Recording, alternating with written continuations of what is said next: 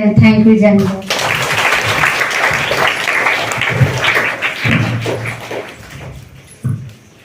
अच्छी जानकारी देने के लिए बहुत बहुत धन्यवाद।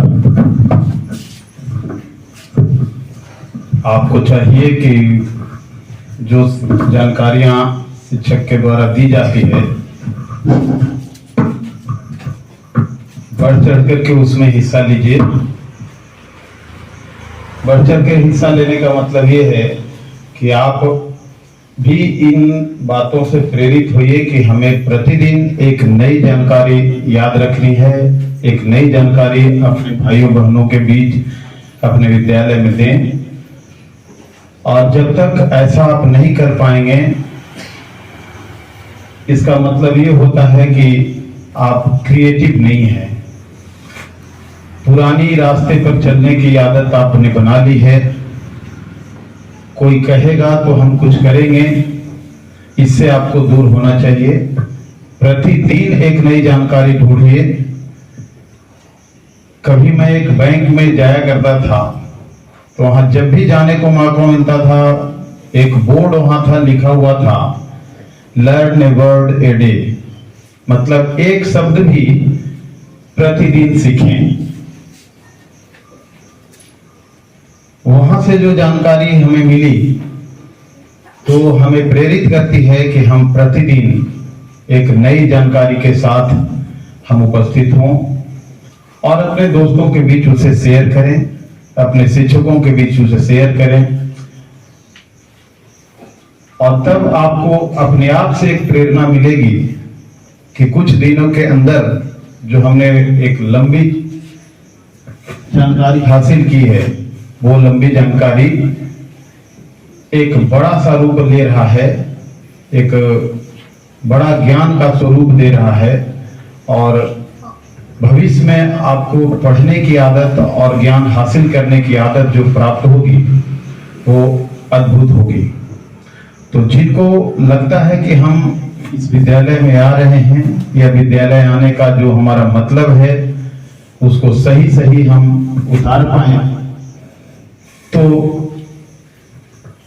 इस भाव को, इस क्रिया को किया जाना चाहिए। अगर आप नहीं करते हैं तो फिर विद्यालय आने का और आपके अभिभावक के द्वारा विद्यालय भेजे जाने का कोई मतलब नहीं रह जाएगा। क्योंकि जीवन जीने के लिए कोई भी व्यक्ति, जीवन जीने के लिए कोई भी व्यक्ति अपना कर्म भिन्न भिन्न तरीकों से निभा रहा है, लेकिन जीने के तरीके में अंतर है। आप बेहतर तरीके को तलाशें और बेहतर तरीकों को तलाशने के लिए सबसे अच्छा जो तरीका होगा आपको ज्ञान हासिल करने के बाद ही प्राप्त होगा। तभी आप दुनिया को जानेंगे किताबों के माध्यम से, पुस्तकों के माध्यम से, कि दुनिया कितनी आगे चली गई है और हम कहां पिछड़ के रह गए हैं। तो जब तक ज्ञान नहीं हासिल करेंगे, किताबी ज्ञान नहीं हासिल होगी, केवल पास पड़ोस के दलानों में जो कथाएं चलती हैं, अपने घर के अंदर जो कथाएं चलती हैं, अगर उस पर हम पड़े रहेंगे तो कूप मंडुकता की हालत हमारी होगी। मतलब एक मेढक अगर कुएं के अंदर है, किसी तालाब के अंदर है, तो उसको लगता है कि हमारी दुनिया यही तक है, इससे बड़ी दुनिया नहीं है। लेकिन जो भी वह कहां से बाहर निकलता है, कुएं से बाहर निकलता है, तालाब से बाहर निकलता है, तब उसे पता चलता है कि दुनिया बहुत छोटी नहीं है। आपने एक चिड़िया वाली कविता आपने पढ़ा होगा, कि जब वो अपने घोंसले में है तब समझती है कि हमारा घर या पूरा दुनिया इसी घोंसले तक सीमित है, लेकिन घोंसले से बाहर आने के बाद उसे पता चलता है कि दुनिया और भी बड़ी है। जहां तक हम सोचते थे वो दुनिया उतनी ही नहीं है। आकाश में जब आता है वो चिड़िया आती है, तब वो अपना पंख फैला करके और जब दूर दूर का सैर करती है तो उसे पता चलता है कि दुनिया बहुत छोटी नहीं है, दुनिया बहुत ही बड़ी है। तो आप जब किताबों का ज्ञान हासिल करेंगे, बढ़िया से मेहनत करेंगे, तब आपको पता चलेगा कि जितना हम जानते हैं वो काफी नहीं है, कहीं उससे ज्यादा लोग जानते हैं। दुनिया में उसका ज्ञान और अत्यधिक है। आपने देखा है कि अभी चंद्रयान 3 जो चंद्रमा पर जा रहा है, आखिर कैसे चला गया? कोई कागज का जहाज थोड़ी है।